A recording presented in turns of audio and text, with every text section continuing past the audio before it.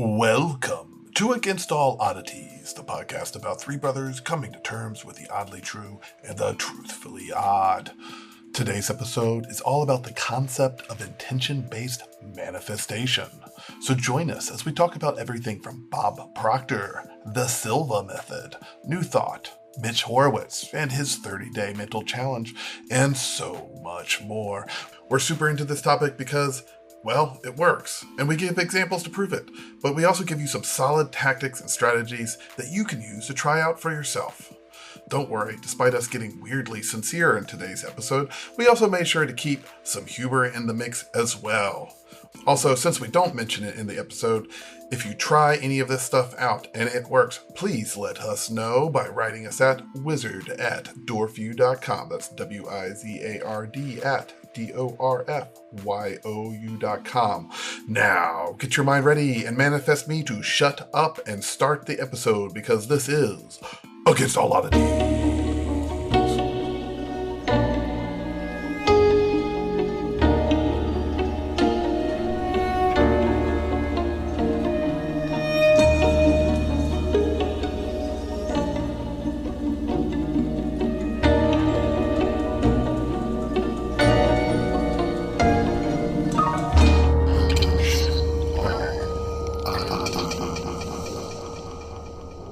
Hey, welcome to Against All Oddities, where we talk about the weird and strange and paranormal and esoteric, and sometimes offer you advice on how to better yourself, how to bend spoons, how to befriend a werewolf, whatever you need. But today we're talking about manifesting anything, the ability to do that, the things you need, you wish. Maybe we'll have some helpful hints. Change your world around you. Change it to your needs. I'm youngest brother Tim. Middle brother Chris.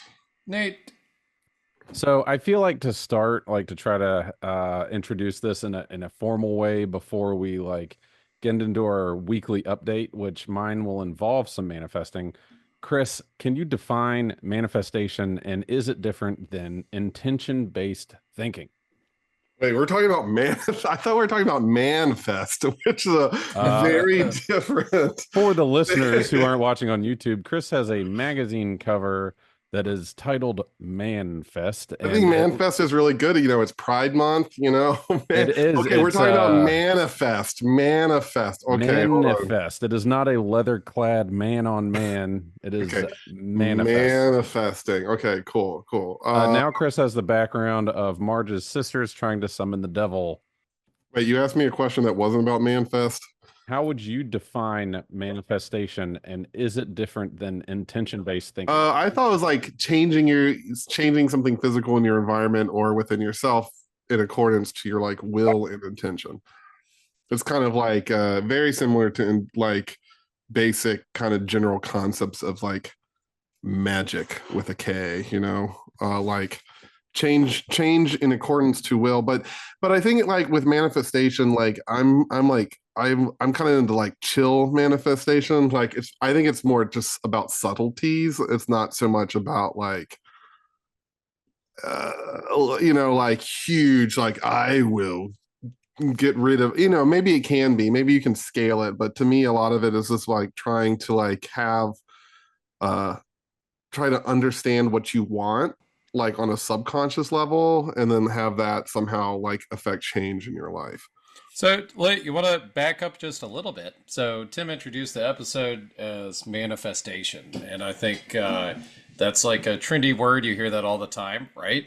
Yeah. On social media. I will manifest this and that. And 18 years ago, you had the movie The Secret, or 20 years ago, or 50, I can't remember. It's either 5 years ago or 25 years ago. It's all the same. It was a long time ago. It's Oprah, so that's a while ago. Yeah. Sure. And and then Tim brought up what's the difference between manifestation and intention-based thinking? And so I guess if we're rewinding, manifestation, let's define that as changing or something in your life, or getting something that you want out of your life by manifesting it either magically or willfully or whatever.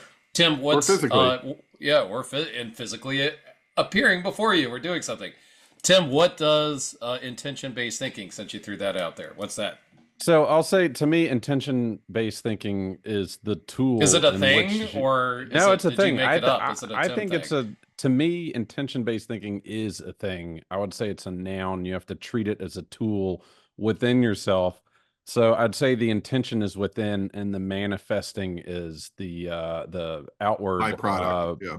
byproduct of successful intention-based thinking. So you're But saying, what's in it? Go back to intention. So yeah, you're saying it, intention. You set your intention, you set your goal, you set what you want to happen, and you focus on it. So to me, intention is your focus. Your focus on the object or the person or the idea or the part of yourself, whatever the end goal is. That's you just it can, and it can be general.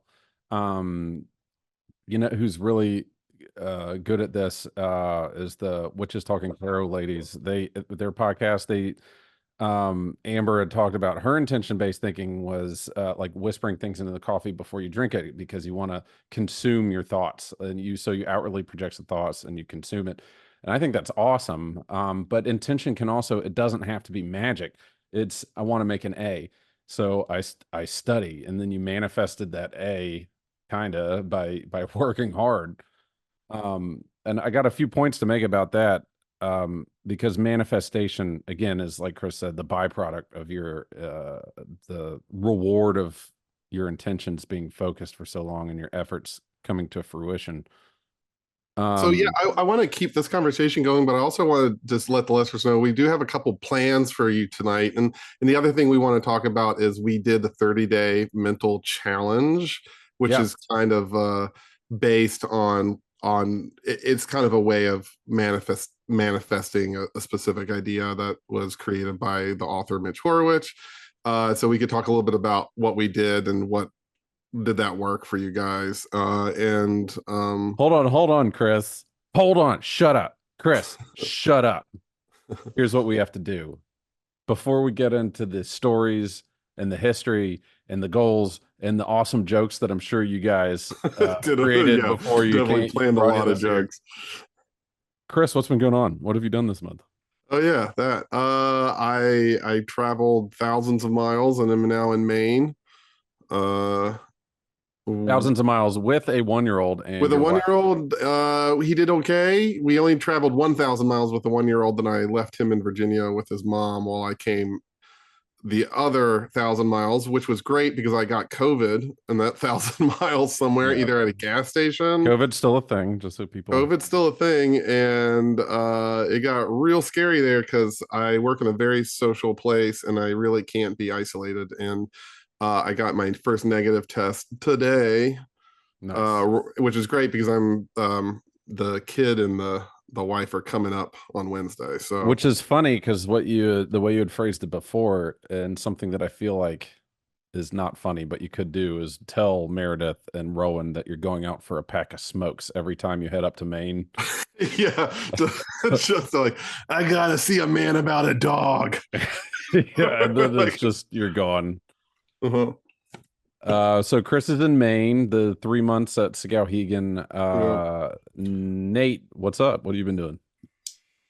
Same thing, a lot of progress. Yeah, business stuff, right? Like, so pretty excited about everything. I got 3 prototypes finishing up right now this month. Some of them are plain Jane. For the listening audience and the industry, one is something no other company has yet, and I'm really excited about that. I just threw it out because my whole premise is making stuff. We're a small team. I have like 6 people in this company, right? But like, and we're making like small custom units for smaller customers or whatever. And I just, we're spending all this money and research and all this engineering time. I went ahead and made something totally crazy for like giant hyperscale stuff. So it's either going to be like, I mean, why not have that on the side? And by hyperscale, I mean like massive giant companies like Amazon and stuff, or Microsoft or Google or whatever, Meta. But so I have this like side project that's going to debut with like our normal stuff, which will blow everybody's heads out of the water. They're So probably not. They'll little just go on teaser LinkedIn there. and it's a teaser and later this month in June, maybe when this comes out, I'm gonna do. You're gonna see me on LinkedIn like with some big boxes that me and That's cool. my team made. So it's all exciting, and Brad's full time, and it's Brad all, being your former brother-in-law, but still quasi-neighbor and friend. he's my outlaw is what he is. Oh, nice. He's my outlaw. All the Yeah, Blanches yeah, are your good friends. outlaws. I'm That glad he's is still with me. Yeah, freaking hilarious. Yeah. Anyway, that's all I got. Exciting. Oh, I gotta say today I'm cranky and tired because our pipe was foobarred that drains our kitchen's in the basement and has this pipe that goes out and all this stuff. And it was solid. And after 5 hours of running this giant roto-rooter, and I was pulling out big roots from the pipe, and I was like, there is no roto-rooting this pipe. And I went and got a mini excavator, and I was digging up the pipe and everything. And Mary couldn't stop laughing, filming me because I got the baby one, like the little tiny one, right? It definitely looks like you're riding a child's toy. You look like Ichabod Because you're very Crane. tall. You don't know, but the Carols are all tall. So fun. And it is fun to use. You can dig like 3 feet deep, 60-foot line. It's super awesome. But Mary could not stop laughing at how tiny it was. And I sent that video that I sent you guys of me on it. We could share that. But I sent that to Brad, and he goes, "Oh, look who's a big boy." It's like, great. Thanks, You should Brad. email me that video, not text it, and I'll put it on the YouTube. Oh yeah, for the non-Apple people. Nice. Yeah, it is. You look like Ichabod Crane riding a moped, and it has a little excavator digger on it. It's pretty funny. Very accurate. Tim, we know what your special treat is. Let's hear it. Can you have him? Can you pick him up? No, I'm not touching the manifestation because he's currently occupied and not barking. So how this applies to manifestation is we have a 15-year-old pug, and he doesn't really do a lot except smell bad and shake. And even like my kids' friends come over and they're like, "Oh, pug, he's so cute," and they run up and get on their knees to pet him, and they go, "Something's wrong with him. Why does he smell like that?" We're like, "That's his mouth. It's just the way he smells." We oh, there he is. So that's not the pug. Anyway, we were talking about getting another dog. Like one of my son's friends has 2 Newfoundlands, and I was like, "Oh, I'd love to get Newfoundlands." Or a Saint Bernard or some big dog. I miss him so much. And Alicia was like, "Never. We got another big dog." And I was like, I'm not willing to get a small dog. I don't really care for them. I mean, I like other people's small dogs, but the only breed I might consider is a corgi because they're ridiculous. They are. And then for about 6 months, we even bought this game at Walmart called Corgi Poo or something. And you roll the dice, and then you plunge like this plunger, like wow, wow, wow, like you push this thing, and it pushes poop. Essentially, it pushes food into this plastic corgi's mouth, and whoever pops the poop out the butt like gets a point. It's gross. That's Anyway, corgis hilarious. were a part of her thing. Then magically, there's a free to good home purebred corgi and the next door neighbor app. And so I came home from work, and Alicia was like, should I text about it, see if we should get it? I was like, yeah, whatever. And she was on the phone with the owner, and like 20 applicants went in, and then the first 2 were like, fell through. And then Did they fall through because they met the dog?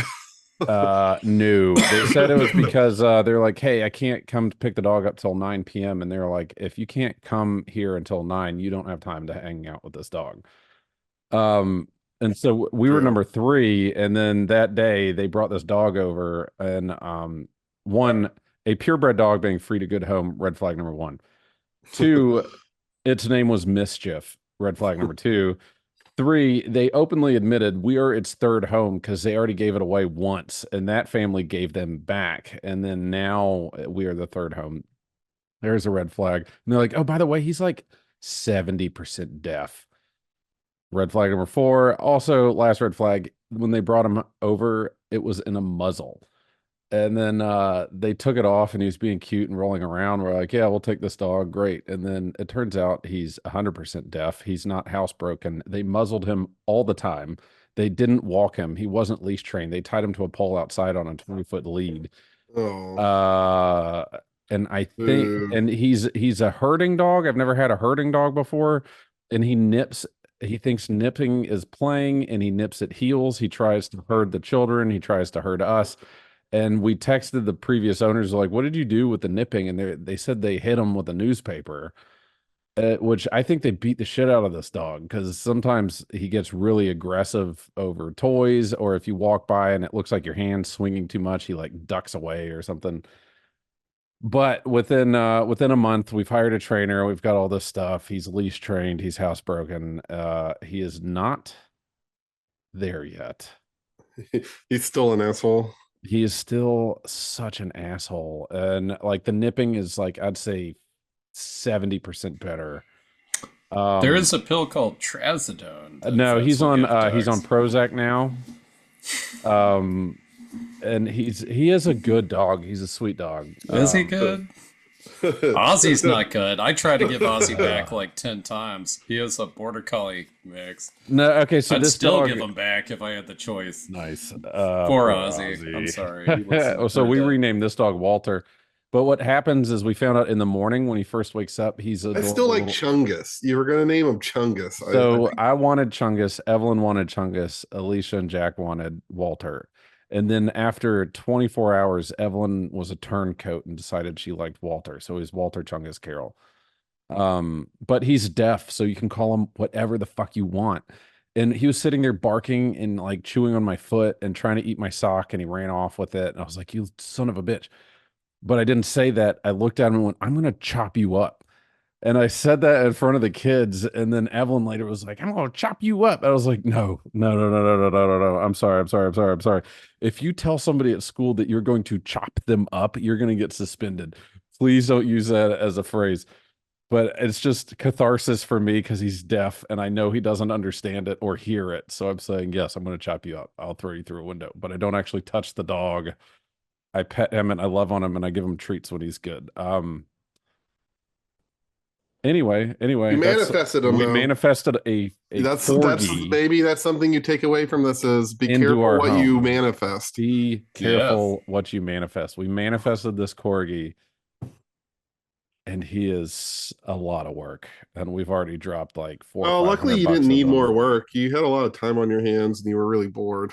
That's what Bob had a said. lot of sleep and stuff. Bob was like, "Whoa, I'm glad your lives weren't complicated already, because." That's going to make things harder. I have a couple examples. I think we should go through some examples. Wait, examples of something you did to create a manifestation or different types of manifesting? Oh, both. Outside of the dog. But hold on, can we do a bit for it? Example. Hey, Nate, what are your examples of manifestation? Well, not examples, but I had some...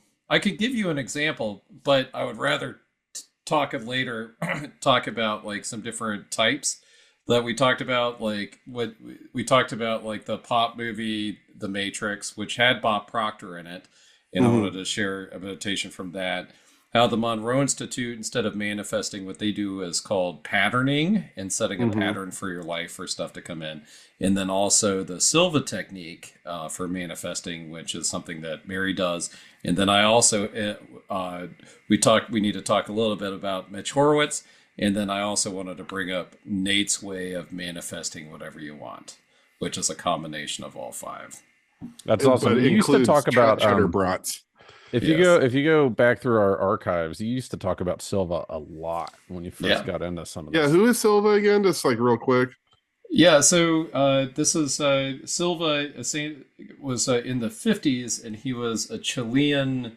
Jose Silva was a Chilean TV repairman, but he got into the same thing Monroe was getting into in the 60s a little earlier, and that was the different brain frequencies and stuff. And he had these little kids, and he was trying to like teach them and create ultra humans, and he would use an alpha tree. He would go make a ticking sound, and you could probably play it because it's everywhere right now. It just goes tick, tick, tick, tick, tick, tick, tick, tick, tick, tick, tick, tick.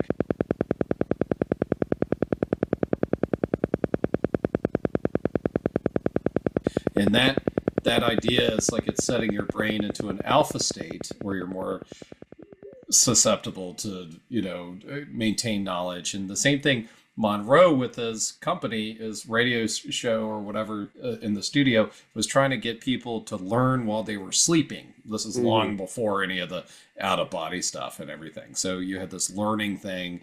And what happened with Silva's, he got down, he created all these different techniques and stuff, and he was teaching his kids. But on the flashcards, the kids started telling him the answers before he even asked the question. And these are all random stuff. And he's like, well, how are they doing that? And blah, blah, blah. And then it turned this whole tape program way back in the day.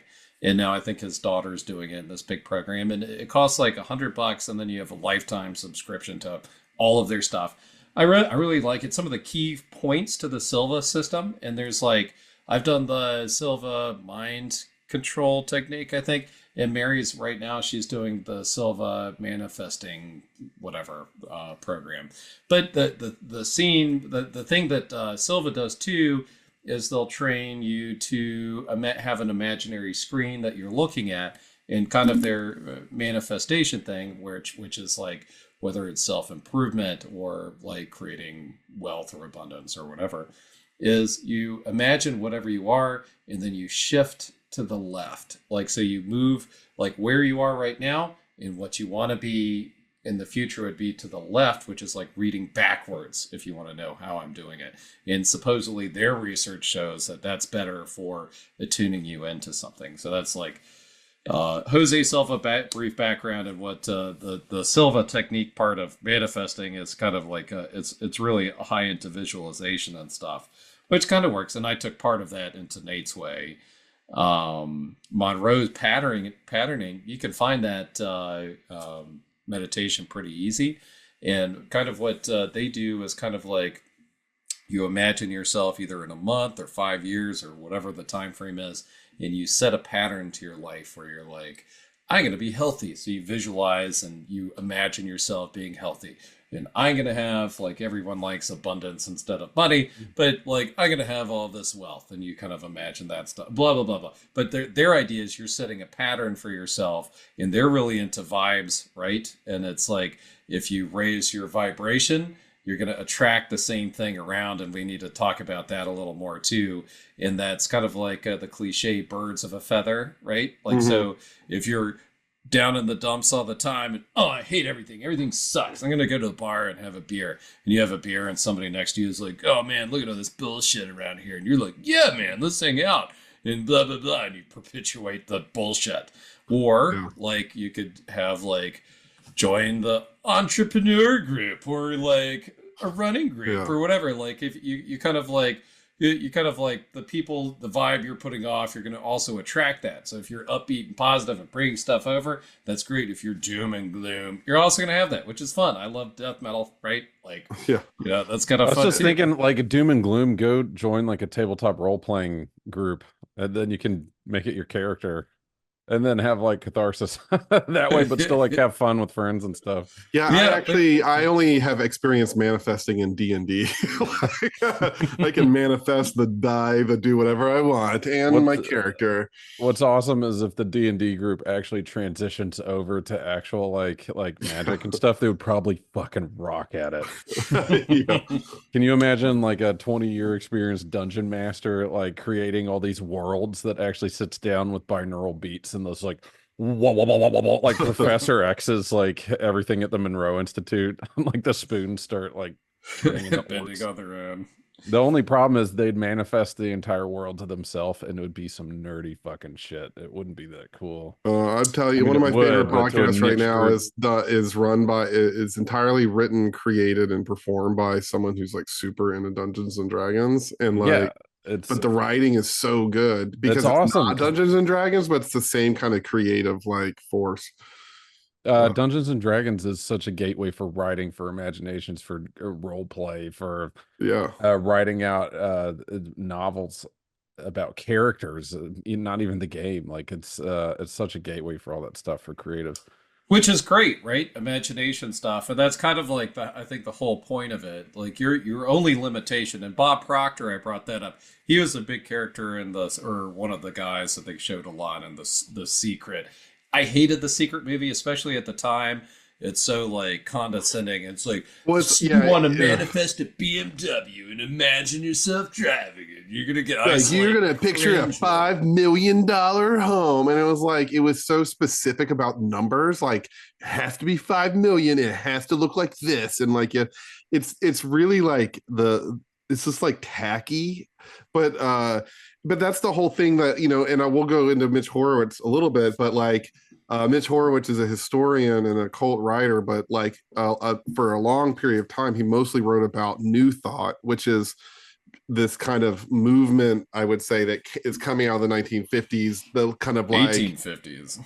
Well, yeah, exactly. Starting then, like maybe going back to the Theosophists or something, but then like going into like, I'm thinking the 50s because I think of like the 50s businessman, like how to win friends and influence people, that type of like manifestation really took hold in a very specific part of like American culture. That is such an American thing though. Like, I'm teaching how to manifest. It's great. And they're like, yes, how can we exploit this to make money? Yeah, exactly. But coming into like the New Age movement and stuff, like the New Thought and manifestation got so fucking tacky. And also, and one reason why I like Mitch and how he talks about it is, he's like an old punk kid, but like he can talk about it without like the tacky aesthetic of like the like love light, like New Agers of the 70s and 80s, right? Where it was just like, yeah, just manifest the cancer away. And it's like how reckless that movement got, where it was just like, oh, just like love and light, man. And you don't have like, if you are suffering, that's on you. And it's like, no, I'm suffering because like I have like stage 4 cancer. And I mean, I know a lot of people who would say like manifestation has a role in like that, like getting out of that, and it totally does, and we have like firsthand evidence of that. Oh, and but so like, does medicine with it. But like, it's kind of reckless, right? Like it's this kind of reckless, like, oh yeah, like because it's kind of victim blaming at the best, where it's like, well, if you have a shitty life, it's because you can't manifest positivity. It's like, or you have a trust fund. That's how you can be like super positive. Yeah, it's like, I can manifest harder than you, bro. Yeah, exactly. Well, and I think that's getting to like part of the definition of everything that we're talking about is like magically getting anything you want in life is like. I was thinking like a manifestation anime battle between two guys who are like, I manifest level 27. Hold on, I just watched an episode of Dragon Ball Z. I'm sorry, just cut See, that's your first mistake. You're up. What are you talking about? That's like that going back to Bob Proctor before we like deep dive into Mitch, because we should. Yeah. And that's also like, Mitch is big into new thought, not nude thought, which is different. I don't know. I watched that movie he was in. There was a lot of naked people in that movie. I wonder if it's because half the people that produced the movie involving Mitch Horowitz like thought it was nude thought, and the other half thought it was new thought. We're referencing the movie The Kabbalion, which is a great book, but not a great movie. Although I thought Mitch that's pretty good. The interviews are good. Yeah, the concepts are good, but the segue movie with the two naked people, like it's so stupid. But going back to like manifestation or whatever, all of this stuff, it's like magically get whatever you want and think of. Guess what? That's just reality. And we'll go into that a little bit more. But what I love about Bob Proctor, and we'll have a link to a really good meditation that I probably listened to 100 times just while I'm doing lawn stuff. It's just was on my, somehow it would loop through. And he just talks about, imagine like light coming down into your head, and that's forming thoughts, and guess what, that's what the world is around you. You do whatever you want, look at all the abundance, and have gratitude for all the shit in your life. I love it, because if you think about it, it doesn't, all you're trying to do, the manifestation part of it, you're not magically doing anything. And Mitch has it right, and we'll get into that. It takes hard work. And I want to hear Tim's example, because my example is the house we live in. But I want to hear everyone's example about it. But the thing about Bob Proctor, that I love about it, because it is like you're playing Grand Theft Auto Human right now. Go have fun. Do whatever the fuck you want. If you want to start a shitty ska band, go fucking start a shitty, manifest that up. You know, if you want to be... Wait, Tim has a really good ska trumpet. Come on. I don't know if I can do it. But hey, did we talk about this on a previous episode? Why isn't there a goth ska? That's what it was. It was goth ska. Do goth ska, Tim.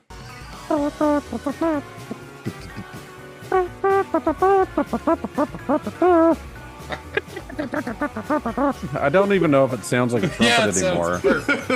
Sounds perfect. There's this To dog. manifest it. Come here. Quit barking. Come here. Because it came into your, whatever comes into your imagination, if you act on it, guess what? You just manifested it. Oh. Yeah, that was a neat cast thing too, where everything you ever think of ever turns into a universe, like in the multiverse. That's horrible. It's just It's horrible. There's some bad universes, and it's my fault, guys. I'm sorry. Right, I know. Sorry. 100%. We talked about that with the trestles, right? Yeah. Like how many terrible, like that X'd out like at least 500,000 universes. Oh no, I was about to say like all three of us are dead, and like this is the one Avengers universe where we didn't shared universe. All three of us survived the trestles in Richmond. Yes.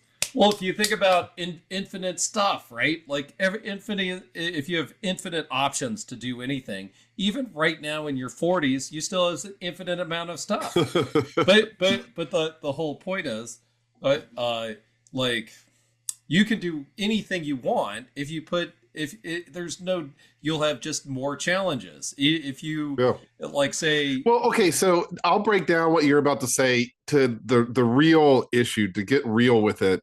The reason why this is difficult is because I think it's difficult for most people to identify on a very structural, straight, honest way what they want. Yes. I think that's step the problem. One. That's step one. Identifying what you want in reality is so much harder than it actually sounds.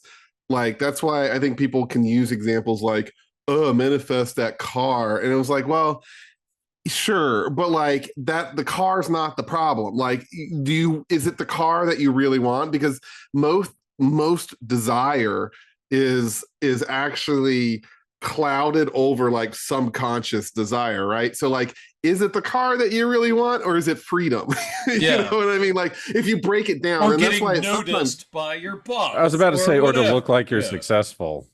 Yeah, and so like a lot of times when you're like, okay, if there's a genie and it gives you one wish and it can't be for more wishes or some bullshit, like you have to ask for a physical thing, it's actually very difficult to know what you want other than like $1 million, which is actually just avoiding the conflict or avoiding the conflict because you don't know it. You want $1 million because that's like asking for a million wishes, because they're like, well, I don't know what I want, so if $1 million will cover it, right? I'll figure it out later. Yeah, like you can't ask for the ability to get something later. It's very hard to answer and know what you actually want. I saw the answer. Actual desire. I saw the answer to the best wish. The genie gives you one wish. I found out what the right answer is. What? I wish to be satisfied. Yeah. Like, of course, that might be like Buddhism 101. That's all it is. I want nothing. I wish to want nothing. But that's it would. Genie wish. I wish for non-duality. I wish to increase permanence. The weight of protons need to weigh 1 pound now. That is a great wish, Tim. That's good. Yeah, I wish to be satisfied with my wish, and then it's the right one. Well, that's so like, it reminds me of a couple things. Like, one, a question that I asked, if we go back to the time we talked to What Magic Is This? Douglas Batchelor. That time we talked to Douglas Batchelor, I was like, the problem with a lot of like goetic Solomonic magic, where you're like summoning a demon to like perform your wishes, your desires, I'm like, I feel like when it comes down to like, what is it that I actually want, it seems kind of like rude to ask like a demigod, like, I need more Twizzlers. You know, like, what is it that I really want? Yeah, I need and the like, lifestyle. Can I just get that on my own? Like, do I need to summon a demon to like find happiness. All right, Like, you're because saying it's, summon a demon. I gotta go on the lighter side and say prayer to God or whatever. yeah, sure, Say, but like, you're regardless, taking it on the darker tune. well, no, because Hey, that's a wait, thing. I hey. mean, like that's an actual thing that we were talking to Douglas Batchelor about, was like demonic Solomonic magic, and it's kind of like, oh, well, to me, it was always like rationalizing or justifying, like asking for something petty to something so much bigger than myself. Like it seems like it was always embarrassing to me to think about. So that actually brings up a point that I wanted to make. I actually wrote down to make, is that practicing magic or summoning a demon to ask it what you want because you tried and you weren't getting it through other ways, or praying to God, or listening to binaural beats and trying to get onto the astral plane to find out what it is you want. All of it is convincing yourself that this outcome will happen. So it is another way to manifest things, or to create this, to focus your intention on the thing. Whatever the 100%. thing is that you 100%. want, what you are choosing a vessel to get there, and I think still doing the same thing. I think it will be more successful when the thing that you desire is in alignment to your subconscious desire too. So that's what's important. And like, that's why like a lot of magicians talk about like sigil magic, which is like decoding like a desire and then like basically delivering it to your subconscious and then forgetting about it. Because if your desire is out of alignment with like your actual subconscious desire, like what is it that you really want, it defeats each other, right? So if you're like, oh, I need a job so bad, but like subconsciously it's not a job that you want, it's like a family, right? Or whatever it is, like that's maybe not a good comparison, but like I think it's if you're good. asking for, That's good. Yeah, you're or good. like if you're asking for a girlfriend, but like your real desire is actually like independence, and you just see that like, oh, like it defeats itself. It's a zero game. So like knowing what you want on a subconscious level, and to me, like subconscious desire, all subconscious desires are brought to light at some point. They're manifest through repression, or so you like, we should be mining or doing the shadow work of finding out what that is so that we can bring it to light. It goes both ways though. It doesn't have to be like, I have to go deep into my subconscious and bring forth my true desires from the inside. Yeah. Also, it's going back and forth. You can send it down, but like you have to like know that that's what you're doing, right? Like, and I think it goes back to like the very cliched study, like we've all seen, and they're like, if you're watching the YouTube, it's up right now, but like, where they interviewed the monks and they're meditating on different emotions around water, and then looking at the water and on a microscopic level, like under slides, and the patterns of the water that were next to the monk in deep meditation, say meditating on the thought hate or meditating on the thought love, that the water molecules reconfigure themselves to reflect the topic. So if you see the hate one, everything is like non-symmetrical and jagged and like very like metal looking, and all the love ones are symmetrical and like very beautiful, and so like it's like the first kind of sign. That's why it's almost cliched, because I remember seeing Subway ads with these studies on them, like they're that well known, but like tangible proof that this is real, like that one's thoughts can directly impact your environment. So there's on a microscopic level. Evidence for that. There's evidence for that like, outside of the water. So the guy applied thought to water and studied under a microscope, and then froze it, and it was all different. So there was another one. I actually reached out to everybody on Douglas Batchelor's Discord, including Douglas Batchelor, who's super awesome and gets back to you 99% of the time. Great podcast. So I reached out and I was like, hey, we're talking about manifestation, anything to forget. And it's his group is all these people that have like magical thinking and everything. But he was like, something to keep in mind, you might want to look into Lynn McTaggart's intention experiments.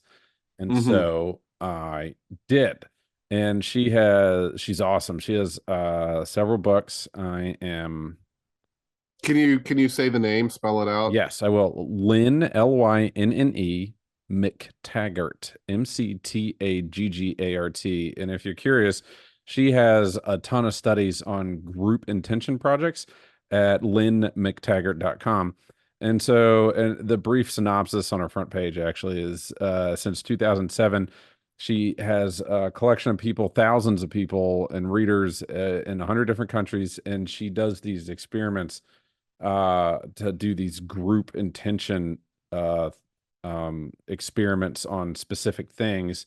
And it's been shown that not only are they able to get plants to grow bigger, and they pay attention to war efforts, like in places of turmoil, to see if while they're doing it, there's a ceasefire or a less violence in whatever way.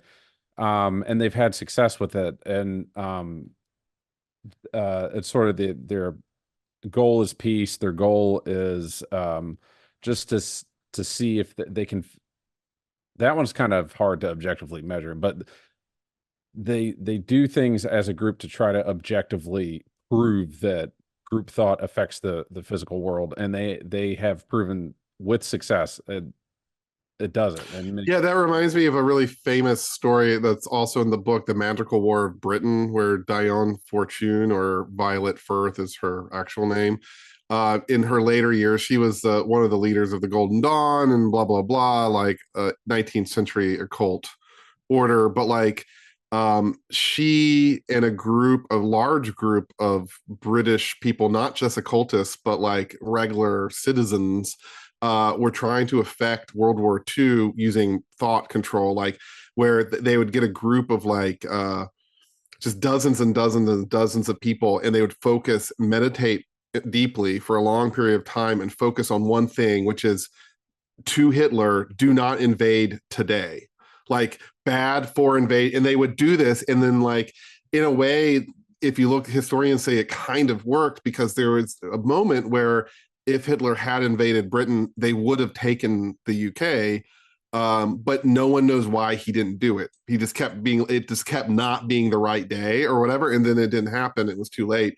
But that was during that time, was this thought experiment of like, not today, not today, not today. Just like, not much, not like kill yourself or like something that would be a huge thing, but just enough to tip the decision, like something a little bit more achievable than like go drown yourself in the water. Like that would be a big ask. This is just like, stop thinking about us. All right, focus so Chris, we talked about this before, but that same example, are they changing Hitler, or are they shifting other reality, or no, they're shifting themselves into the reality where he doesn't. So that which is called, what is it they call that, reality jumping? Yeah, that's jumping, like, or reality shift. That's the kids are into that as a term. Like, I just reality jumped. I was like, well, yeah, sure. I mean, sure, whatever. Why not? Why not? Like, I'm not gonna say no. I mean, like, I love it. Like, I'm all about it, because it's the same. There's infinite possibilities right now, infinite of anything that tomorrow. In the example Tim's back, the example I was gonna say is like, you could do anything you want to do, right? Even whether you're sewing clothes in Vietnam, or you're on a podcast with your brothers right now. Say you want to be a heart surgeon, right? I want to be a heart surgeon. Of the three of us, probably it's possible. I would say it's more possible for Tim than it would be for me or Chris, but it's not, or the guy in Vietnam who just made like 50 shoes. Like, but it's not impossible but you have to have the desire, and Chris talked about that, but you also have to have like, not only, you just don't wish it and then forget about it. It has to be like all encompassing, blah, blah, blah. And is that some weird fairy dust magic shit? I don't think so. I think no. I was actually going to bring that up too, that you can't just, manifestation is not a wish, which is why people would summon a demon or pray to God, because they want results without the work, or realizing that you can't manifest something instantly. It takes a long time. The bigger it is, the longer it will take. But this is actually a really good point. So everybody, this is an easy exercise. It's pretty well known. It was on What Magic This, and the Seeker and the Skeptic. When I listened to them, they brought up the same experiment, and they said who invented it, and I don't remember what it is. But if this is for the listeners, this is your homework to prove that what we were talking about is applicable to your life. The easiest one is you manifest a quarter, a 25-cent coin into your life. And you start in the morning, and while you're brushing your teeth, while you're taking a shower, and while you're getting dressed, and you're just like, I'm going to find a quarter. You just sort of put quarter into your brain. And at some point in that day, if you keep up with that while you're thinking about it, just doing it, you will find a quarter. So I put this into practice, but everybody did a quarter, and everybody had all these things where they found pocket change, but I didn't want to do that. So I told myself, 4-leaf clover, 4-leaf clover, 4-leaf clover, Yeah. 4-leaf clover. I want to find a 4-leaf clover because I like sitting down and looking at 4-leaf clover, looking for them. I think it's great. But I started, and then I walked 3 blocks down to the school that my children go to. I picked them both up, and I walked 3 blocks back, and I found 7 4-leaf clovers. Yeah. So that's not all. only that, but I didn't talk about it. I didn't coach or anything. At the time, my kid was 9. He found the biggest 4-leaf clover I've ever seen in my life. I have evidence of that too. Not that like it's hard, but to like find it. And people say like, oh, you weren't looking for a 4-leaf clover, and then you said you were looking for them, and you found all of them. Exactly. Like, yeah, no Yeah, but that's shit, the same that's how it Exactly. fucking But works. there's no difference. There's no different. Like it's like you're just focusing on the thing, and that's half of manifestation is like focusing on the And thing. that's the easy one. 4-leaf clovers and quarters are easy. You will manifest that into your life. But I'll say if you want to do something like I want a family, I want a job that pays enough that I'm comfortable. I want to fall in love. It's mainly like what is it? Sex, love, and power are the 3 things, Mhm. and money. I want to make money, like all that stuff. I'd say while I was thinking about this episode today, I was like, what's an easy comparison? And it's like, I want to do 100 push-ups. And then it's easy to be motivated, and you do 10 push-ups and you're tired. And then you do another 5 push-ups and you're tired. And you do another 5. You're like, well, I did 20 push-ups today. And you take that as a win and you stop. And so you did not do 100 push-ups. You did 20 and 3 times, and then you have to get back down there. You have to keep doing 5, and then 1, then 1, then 1, then take a break and do 1, and it really takes up a lot of fucking time. And then after an hour, you have done 100 push-ups, but you got to do it again tomorrow and the next day and the next day until you can do them all in a row. It's a lot of not just work, but dedication and repetition. And if you didn't do it, you constant might thought. You find it's didn't like, you want know it. what? You Maybe didn't I want it in didn't the first actually place. want to do push-ups. Like that's what you It's the might loading find. screen, right? And so you're loading it and you're loading it and loading it, and then you shut off your internet access, and then you don't go back. And I'd say it's more like a sand thing where the manifestation suddenly is working its way back to 0, and maybe you can pick it back up before it gets And that's too far because back. maybe that's not the thing you actually wanted, right? And that's what I mean about like alignment, right? Like if it's something you like, and I agree with Nate, like it's something top down, you send it to subconscious, but you still have to send it there. Like it has to be there, and it has to be at the top. Like you have to be in alignment, like on the subconscious and like overconscious, and that's when you see people, and some people just are really good at it, and you're like, that person can do anything. And it's like, well, maybe they're just naturally a crazy focused Okay, person, all right. right? So I'm interrupting for the sake of keeping Yeah, this on. let's keep going. Let's talk about our 30-day challenge with Mitch Horowitz, and then what were your goals? How did the book go for you? All 3 of us did the 30-day mental challenge with which is a book of Mitch Horowitz's, and we completed the full 30 days. So what's up? Yeah. How'd you guys do? I'll maybe start because I didn't do great.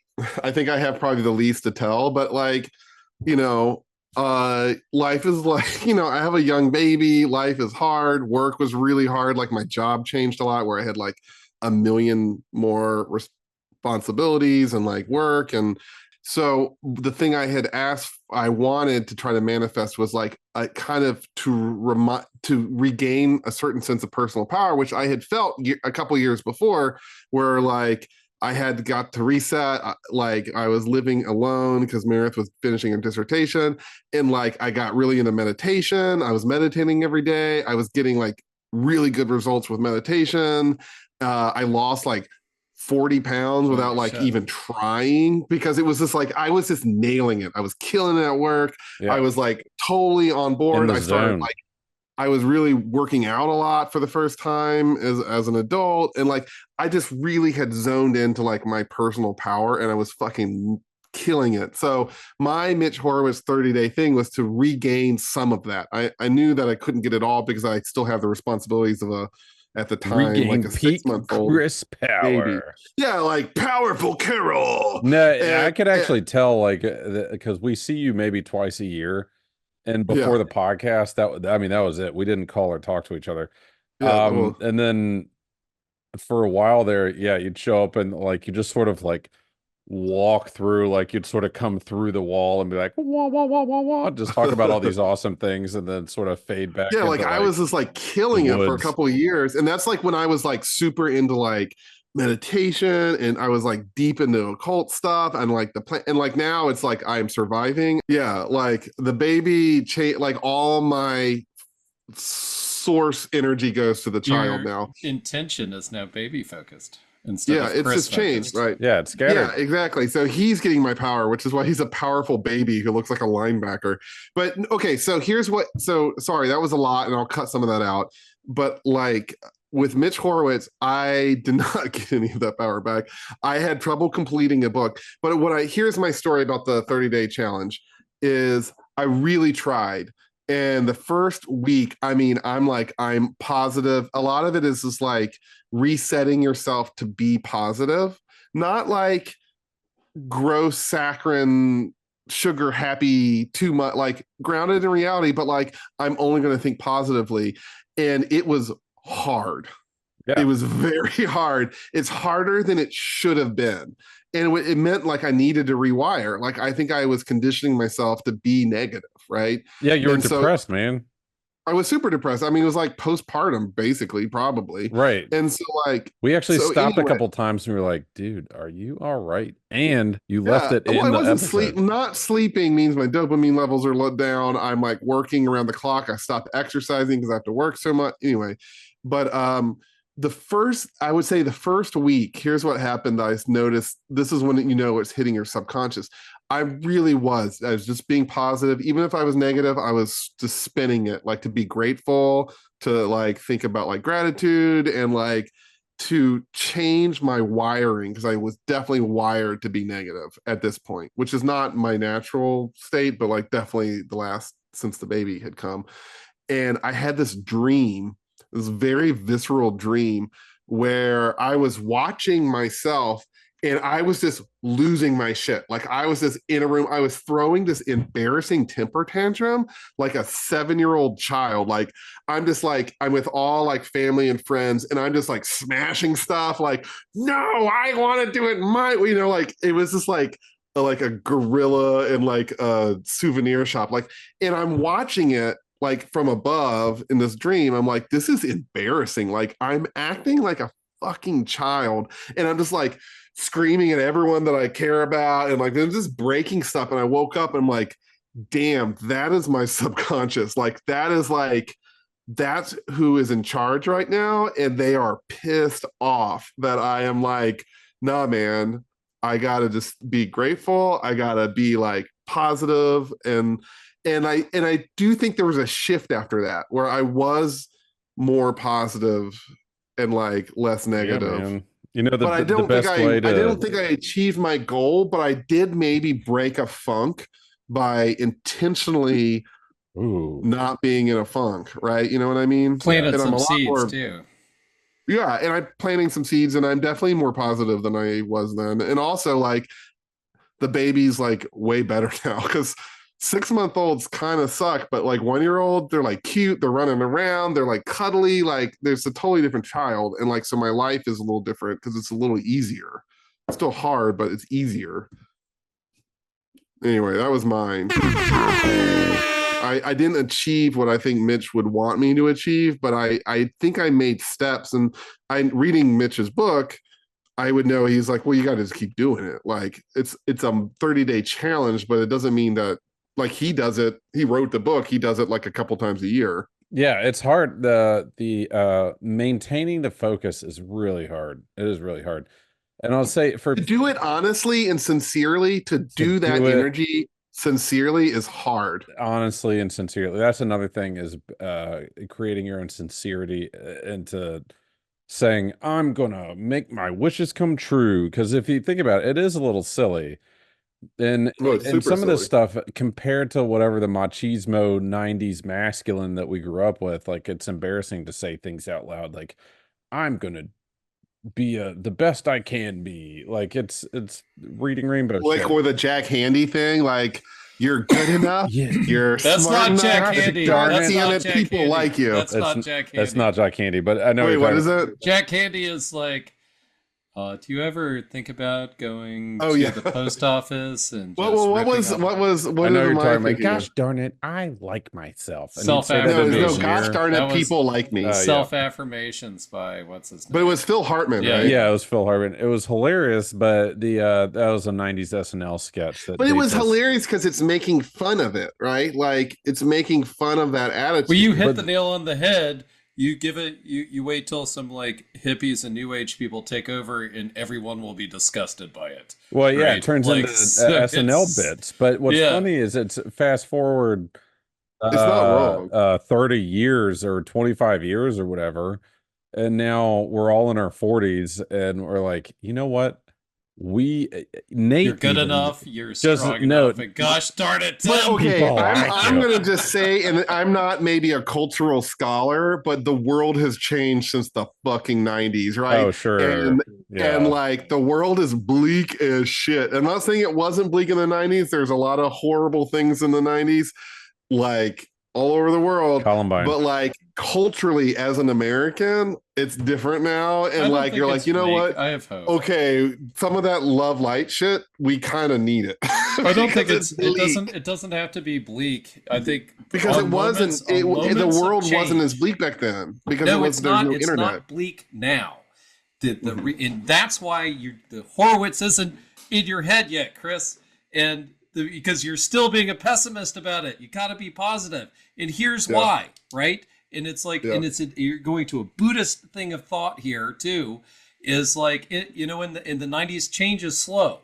And like you talked about how you like that the podcast about 2025 from Mysterious Universe, right? Yeah. You're entering a new epoch or whatever, yeah. Right? And with that, there's change, and you're going to see a lot of stuff happen. And this is probably like some hippie bullshit that everyone said, oh, things are up and down with change. Well, guess what? It is true. And you have to keep the hope and keep that fire alive, just like in The Road, right? The bleakest book that's ever been written. Holy shit, that book is so bleak. You're right. It's so bleak, but you know what the point of it is? The people that live, they saved the kid because he had the light within him. Right? Or whatever. Yeah. I can't remember how they worded it. They waited till the dad died, then they saved the kid. Yeah, they waited till the fucking spoiler alert. Yeah, oh, sorry. Hey, funny, quick anecdote about The Road, which I've seen the movie and read the book. I listened to the book on CD, right? This is not on like audiobook, but it's an older book.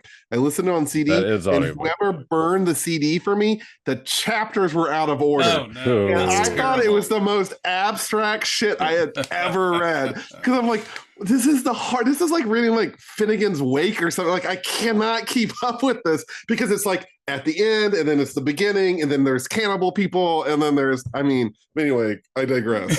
Yeah, no, I love it. But the whole point, Chris, is it's not bleak right now. There's a lot of turmoil as we all come together, and there's like, because another part of it is like you have AI. I'm definitely pessimistic on AI a little bit because I'm like, hey, it's going to take 50% of everyone's jobs, which it will, by the way, in the next 3 or 4 years.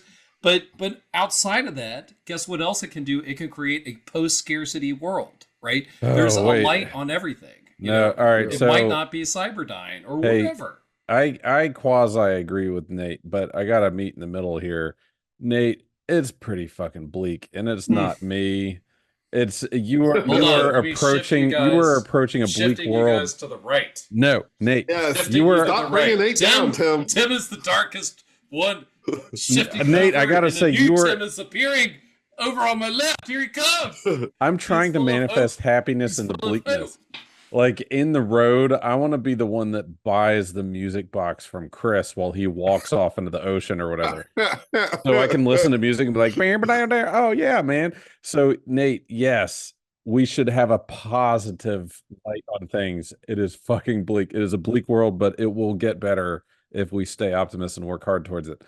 That being said, the thing that about so Mitch Horitz's 30-day challenge book is it's different than I thought it was. You open it up and it does start out like a maybe a stereotypical self-help book where you actually have to write down almost like an oath and then sign it. And then it's on a card or it's on I think that's important, actually. But continue. no, it is totally important, but it's you write it down and you commit to doing 30 days and you have to come up with something you want to change in that 30 days. What are your goals? You are about to set your intention in your brain to try to manifest your goals to come true. So what is that? And what to you is success that you could do in 30 days? And writing out goals, like legitimate ones, can be really hard. It can be intimidating. Yeah, So it's hard. I approached this with generals, and I was like, okay, we need money. I want money. That's an easy one. That is so easy and it's basic, but who gives a shit? How do I get more money? The other one, I didn't know what to do. And so if I think in my heart, what is happiness for me and Alicia and Jack and Evelyn? What is it? I don't know. I still can't answer that question. I feel like I have a functional family. Everybody's got their quirks, but like, so it was happiness specifically for Alicia at the time, actually, because she was having a really hard time at work with like an abusive coworker. But so it was more directed at her with happiness. And so for 30 days, and what Mitch does is each page, I thought it was going to be like, this is time we write it down 10 times and we think about it. And then you do whatever instructions. He doesn't give you any fucking instructions. He gives you some quote that makes you think. He tells you to focus on your thing again and to rewrite your oath type commitment sometimes. And so a lot of days it's like, you know what I did that today? This is what I did during my 30-day manifestation. And this is what maybe you should think about. And each chapter is maybe 2 to 4 pages. So and you read one chapter a day, day 1, day 2, day 3. And so every morning you wake up and the first thing you do is you read those 2 or 3 pages. And he's like, here's an example of how I succeeded. Here's a quote from what you should be focusing on today. And then you're like, okay, cool. And then you reread your little oath thing and then you go about the day. Fast forward 30 days. And so for me, I'll tell you what happened those 30 days where I feel this was successful. One, Alicia had some success in her job where she didn't have to deal with this coworker as much, and he had some punishment, like disciplinary action fired would have been great, but that didn't happen. And 2, out of nowhere, and this has never happened in my 10 years that I've been working my current career, I got a 10% raise.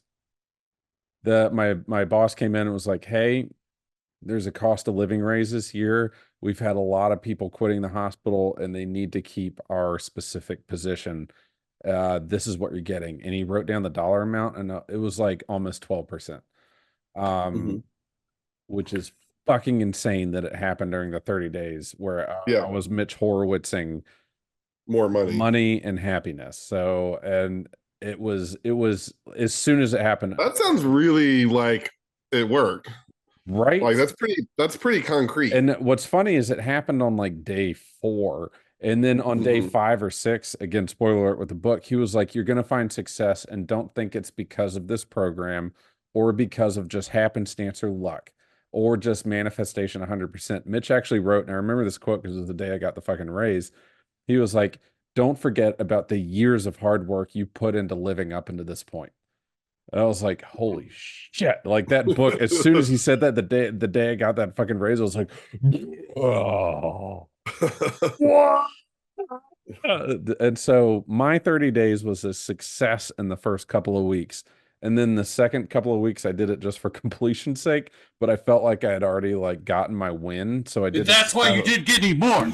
Right, you're right. That's why I sort of backed off a little bit because I was like, that is why you have failed. Right now, because we had talked about Chris a couple of times. We actually recorded a different episode that month, and he was like, "Life sucks."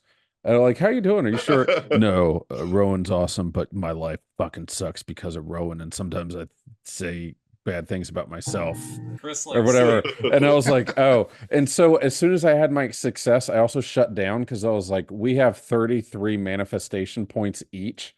I'm going to give the rest of mine to Chris. I only used 10 manifestation points and got my win. Like you can have the other 23 of them. Anyway, Nate, how did your month go? Yeah. So it was good. I did it with Mary, and it's interesting because the last week of that we were at the Monroe Institute, Mary's first time. Oh, that's wild. And Mary was awesome. People came up to me as like, your wife has changed over the week. It's like, I know. Well, it's also because it's like a resort. You just don't have to worry about anything. Everyone's nice. And it's just you're meditating all the time. It's pretty awesome, right? Like, so if it's easy to be positive there. I'm going to like go off into left field real quick. And you guys gave me a book for Christmas or my birthday. I can't remember. I think Chris gave it to me for my Christmas present. What, Miracle Club? The Miracle Club is better than the 30-day challenge. So it definitely is. So that's another Mitch Horowitz book. Yeah, it's a Mitch book. It's the Miracle Club. I love that book so much. And in one point that really got to me, because you guys were talking about like summoning demons and stuff, and I had to say like the prayer thing, because like that, as occulty as Mitch is, he really got into like, and it wasn't like the prayer. What he's talked about was, to Tim's point, was the intention. And there's one point in the Miracle Club, he brings up the HBO series, I think it was HBO, The Young Pope. Did you guys ever see that? Yeah. Never heard of it. Yeah, it has what's his name with the cleft palate? No. Oh yes. No, I thought it was David Duchovny. It was Ewan McGregor. Right? Anyway, he's a young pope and he smokes cigarettes. He's bad, but the weird thing is he has miracles, because when he prayed for this woman to be fertile. She wanted a baby, couldn't have one, and Mitch's point was because the prayer that he had is because it was all of his essence, right? Like he was like dropped to his knees and with emotion and every possible intention behind him.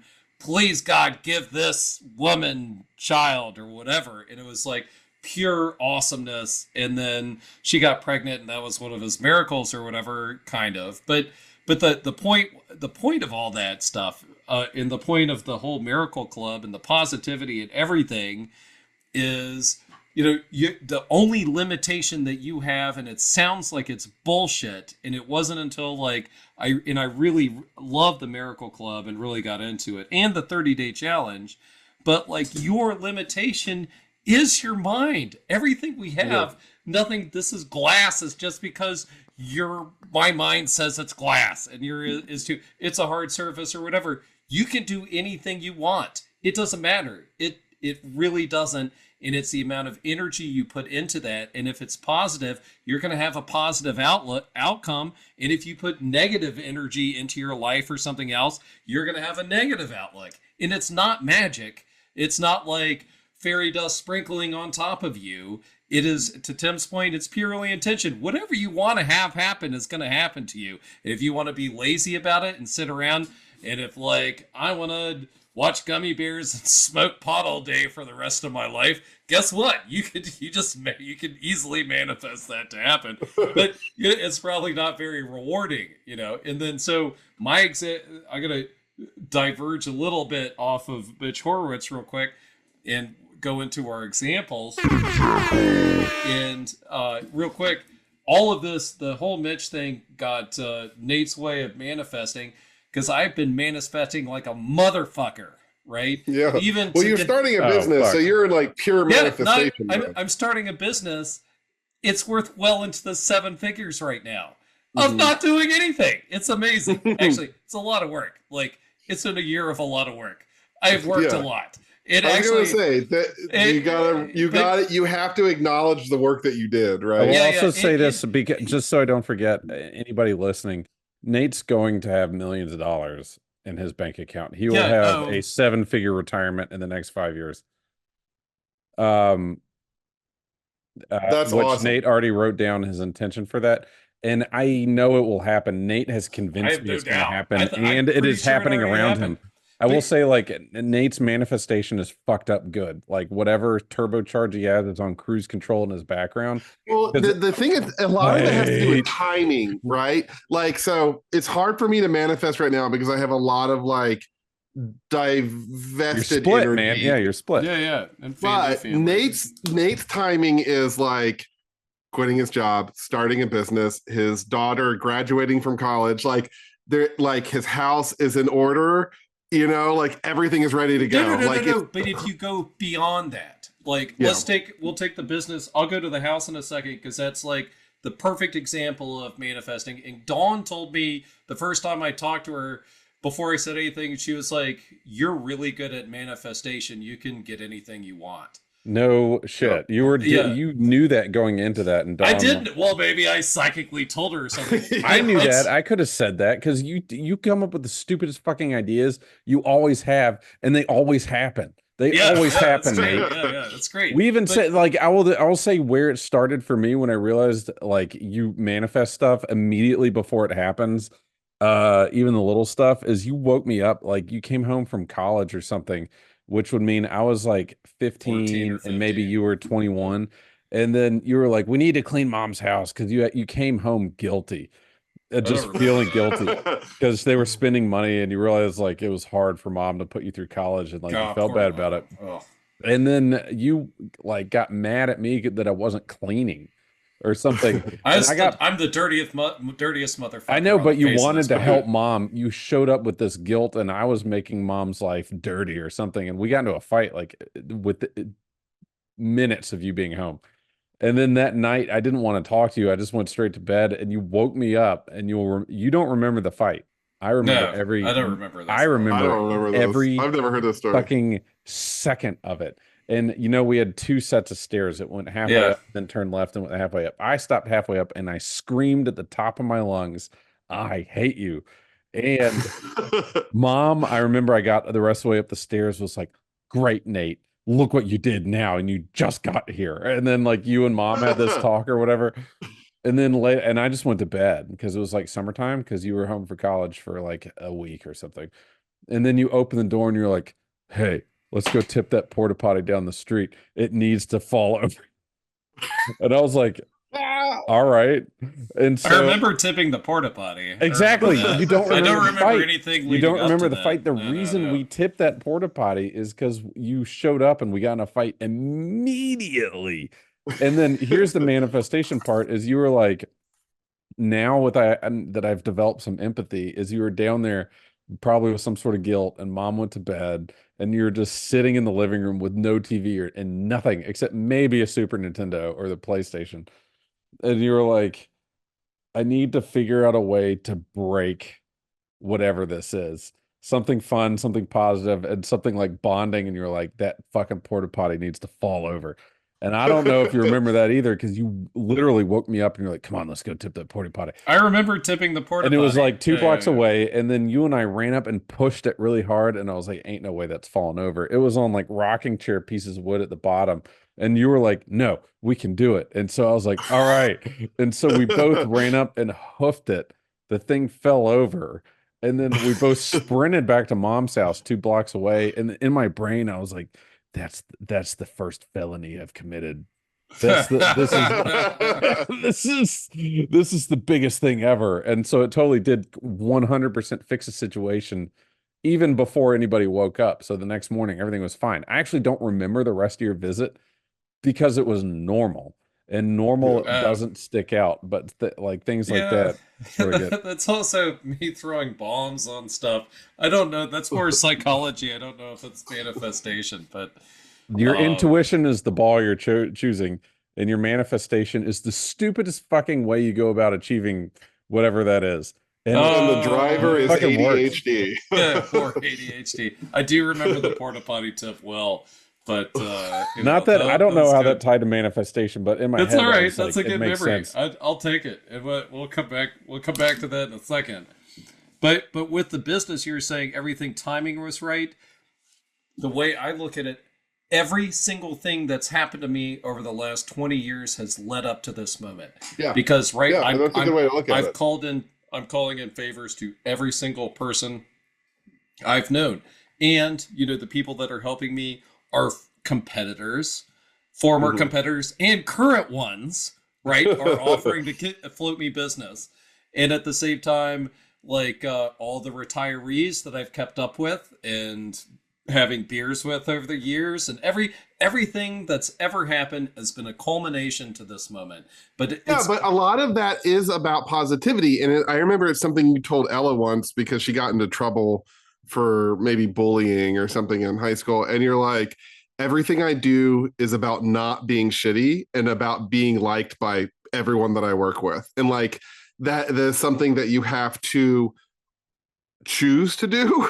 And it takes a lot of work to not be the asshole in the room. And you've been not the asshole in the room for 20 years.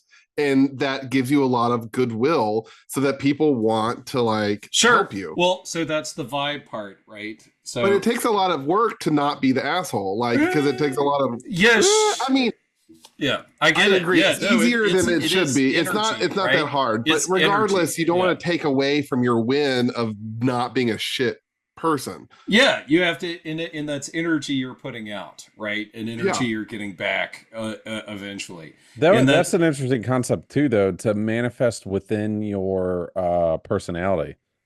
Well, you have to. You know your skill set. You know what you should do. If you're a 90-pound, 52-year-old female that happens to be listening to the podcast or something, don't manifest a UFC career. Like, you know what I mean? Like maybe manifest something else, something more appropriate for who you are. Kickboxing classes. Maybe you could, but the idea is that the manifestation should be grounded in reality. Like, don't try to manifest flight, right? Unless it's like the or like you could get one of those. Or you become a pilot. Wings, yeah. Or like what I mean, like don't try to manifest breathing underwater, right? Unless you want to be a scuba diver. Yeah, Nate. You can manifest knocking that out of the park. You're gonna manifest stuff. Let me give you. This is a good. Let me give you Nate's way of manifesting. Wait, before you do, I'll say Nate's way of manifesting good business is you like playing golf, cracking jokes, and drinking beer at restaurants.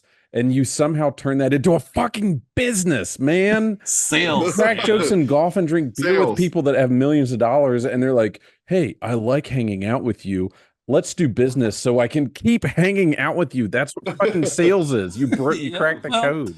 Well, you're also, sales is about solutions, right? Or problem solving. And if you're good at problem solving, you can do anything. Whether you're in the janitorial business or something else, if you can solve, all you need to do for the best thing you could do in your career is figure out the problems and solve them, right?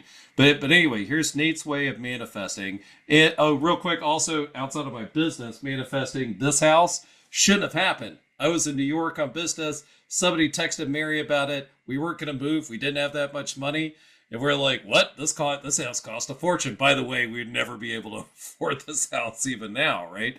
But we're like, okay, I guess that's something we want. And then we would we had to sell our other house, buy this house, which needed fixing up before we got a loan for it. We got some sketchy ass loan I had never even heard of that had both houses under it on a 2-year interest only loan and all this other. But we just did it. And there's risk, right? Like that's part of it. But we worked our ass off. We'd work 9 or 10 hours a day at the job and then work another 4 hours on whatever old house or new house to sell the other one. Sold it for enough money to buy this house and do the stuff. And it was a hard 2 years. but we knew what we wanted, and Mary and I shared the vision, and we got through it, and we now have the house, which is all badass and awesome. Same thing on the kind of similar to the job thing. But all right, let me give you Nate's way. Number one, Chris nailed it earlier, and that's know what you want, which is the hardest part, because it's not just, it can't be abstract, or maybe it can be abstract, but you have to be happy. It can be abstract, but you have to know what that is. Or you be happy, be grateful for everything around you. If it's like, I want to live a life and be happy, because, all right, sure, then just be happy. You know, like, you know, be the, like, what was that? In high school, I read that book, which I really liked. Watership Down. Oh, fuck yeah. That's a great... Jurassic Park. That's another good book. Never mind. I won't talk about it. Anyway, the other one is like you have to be positive no matter what. And you can still have bad days and have depression and do whatever or feel bad about yourself. But you have to have 51% at least being positive about yourself and having an optimistic view of what can happen. Because that explains your rebuttal to me and Chris's garbage themed I'm only happy when it rains. Yes. 100%. Well, so yeah, you know, or be happy with the rain and love the rain. That's good. But if you can be good, and the reason is like you have to get across the ocean. If you're paddling by yourself, if you give up hope, you're going to sink. You're never going to make it to the other side. So you got to keep swimming, right? Do the just keep swimming thing. Be positive. And the second thing is there's always a way. And just because a roadblock comes up, if you're defeated, like, oh, well, I guess I'll go back to Taco Bell to work because this and, you know, okay, go back to Taco Bell, but do it again and do it again and do it again. And that's where that intention is in the focus in wanting what you want, just knowing what you want's the other thing, and then striving for it. And I heard there's a great podcast, by the way. It's called The Art of Manliness. It's actually a philosophy podcast, and it's really about stoicism, and I suggest everyone listen to it. Yeah, stoicism is all right, but like the Andrew Tate mentality. No, I will go ahead and speak for all three of us. Those are different things. Taint this with that. Right. That's what I'm saying. We need to openly say is, that is not the manifestation we're into, but the art of manliness totally has the sound that it could be. It sounds terrible. It is not. It's a incel-ish. gentle, peaceful. It is the way of the peaceful warrior, which is the book I was trying to talk about. Yeah. But anyway, they made a movie out of that, and it's awful. Not good. No, it's not good. Nick Nolte in it. I was like, I also enjoyed that book. I like that book too, but like, I'm not dang, if that. that movie is garbage. Me and Nate, that movie is garbage. Me and Nate and Pete Conrad read that book together. Way back, like way back, and then we all tried to like fast for a couple days after that and eat rice and like do stretches and stuff. You should. I think that's great. You did it. You did it. That was a whole month of our personality. Like I read it, and you gave it to me. Yeah, and then I gave it to Pete too. So me, and Pete, while I was still living in Richmond, were cycling through this fucking Way of the Peaceful Warrior lifestyle. 22 years later, here we are. Right. The last, it was a repeat, but this week's Art of Manliness podcast is tactics in mind shifts. I can't remember but it's for making the most out of life. Tactics in mind shifts for making the most out of life. And it's an author who was in a robbery and thought he was going to die. It was like, why am I wasting my life playing Candy Crush? Right, and not to be confused with tactics in Minecraft. Exactly. So anyway, back to Nate's way. There's always a way, no matter what. And I learned that in business and stuff. No matter what, there's always a way, and then you have to, and if it goes too far, then you don't do it. But you have to stay positive and think, we can do this. Let's push through. We can do it no matter what. The next is like, it's okay to have doubt and stuff, but it has to be 49% doubt. You have to 51% believe in yourself for the majority of the time. It's going to be okay. The next is a Silva technique, and I've been doing this a lot lately. And this is after the Miracle Club book kind of is shifting like to the left. Like I scroll like a phone, you know, like if you're scrolling down like a zillion Instagram things really fast, you can't really see it. If I start doubting myself, like I'm like, oh shit, what if this happens? What if the government bans AI?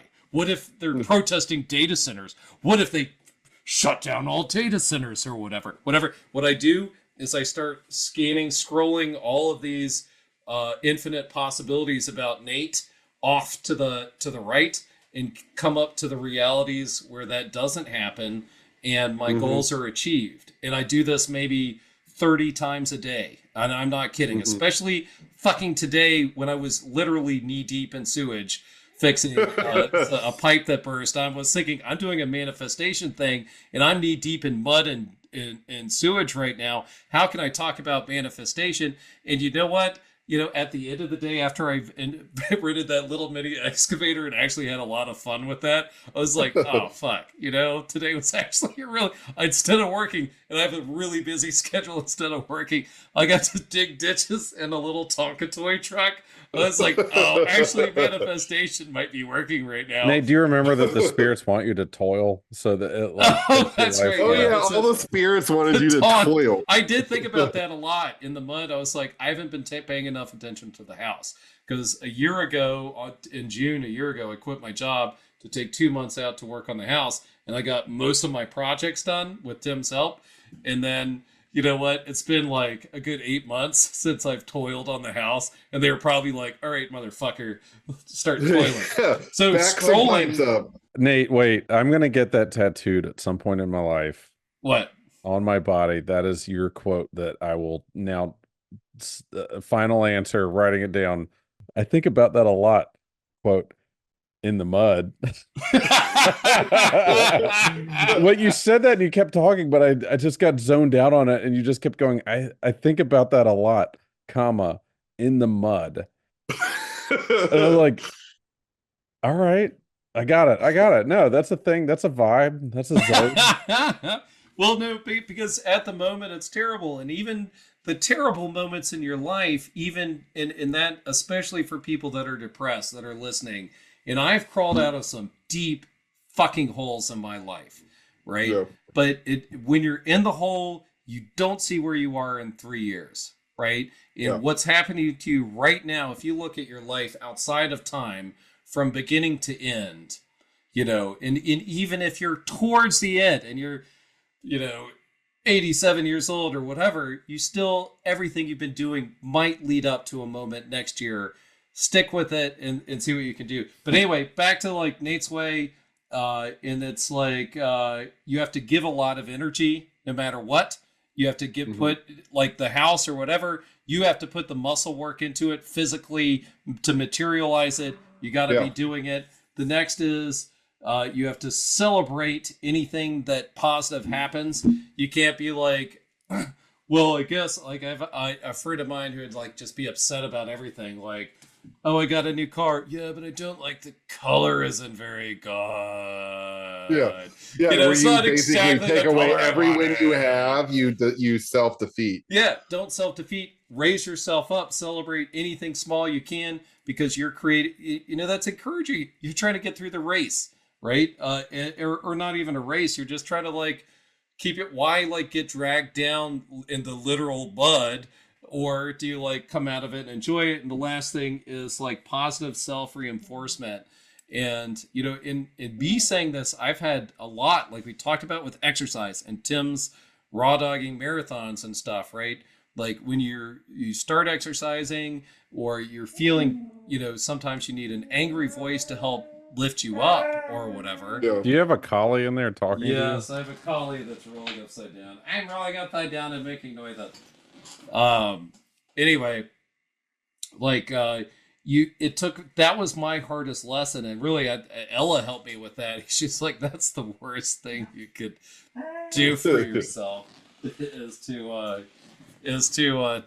say self-deprecating things. And everybody does that, right? Yeah. It's easy to, I'm such an idiot. Oh, I hate my life.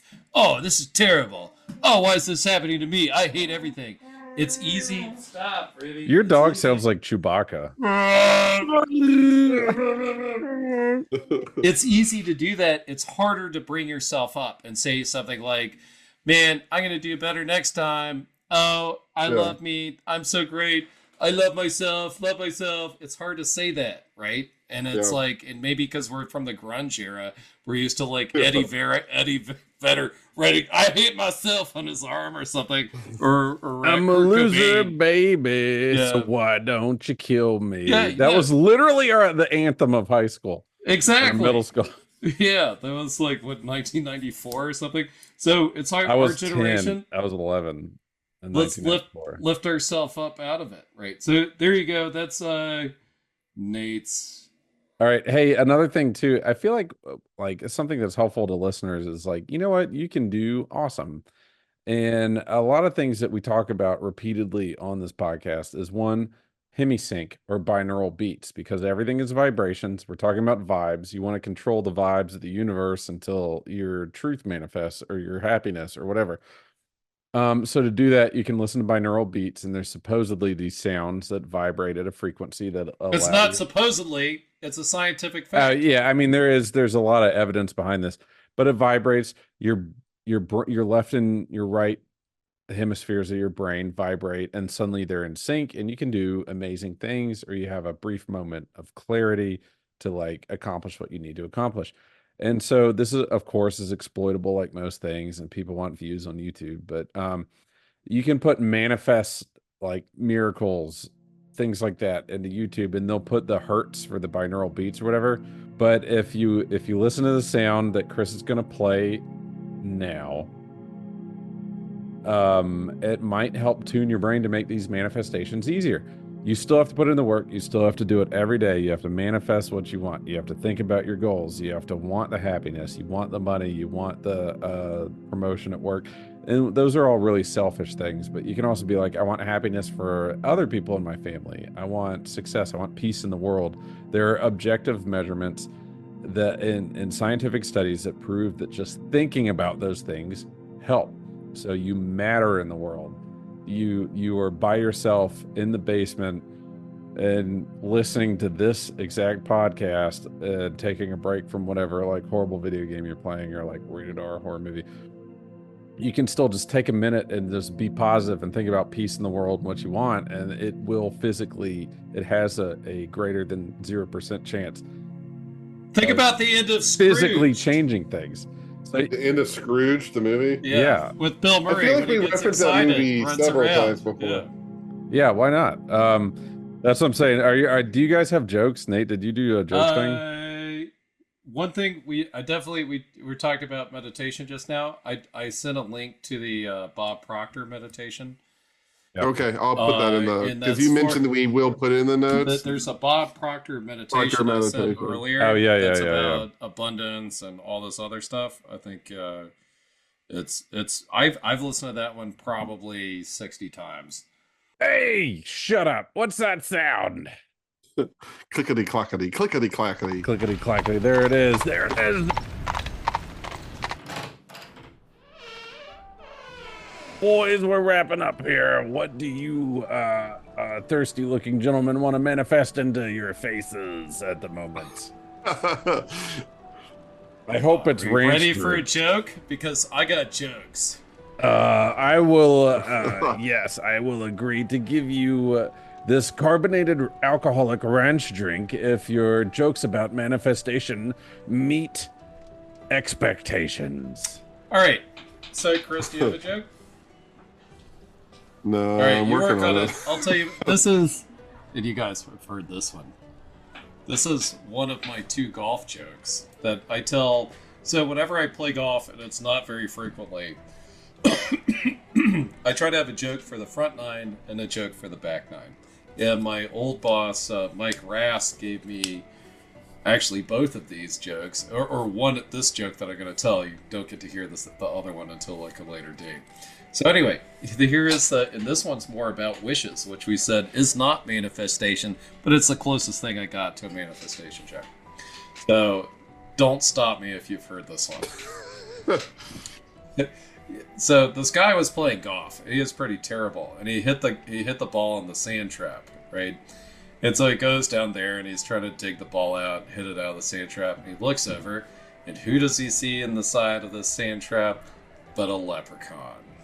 And he stares right at that leprechaun, and the leprechaun goes, "Hi, you got me!" It's like, and I'll tell you what, if you don't tell anybody, I'll give you 3 wishes. And so the guy's like, "Awesome!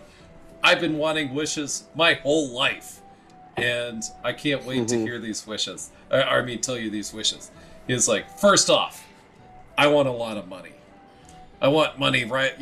As more money than I could ever spend. Second, I want to be great at golf. I've been sucking all day at golf. And third, I want to have sex all the time. These are the 3 things I want to have happen in my life. So the leprechaun goes, snaps his fingers like, you got your wishes. And the guy goes, he's in the sand trap. He hits it out of the bunker just fine. Gets it right in the hole, chips it in. He keeps going, plays out of there. A couple years go by.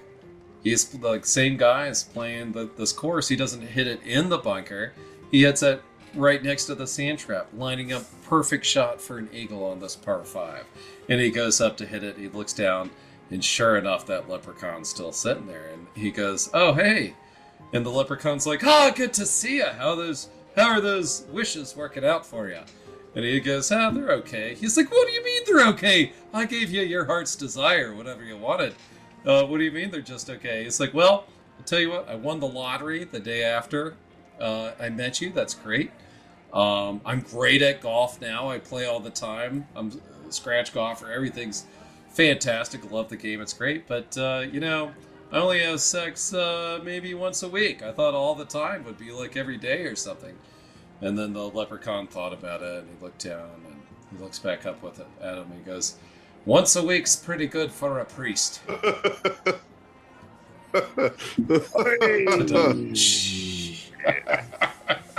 That somehow feels like a Catholic joke, so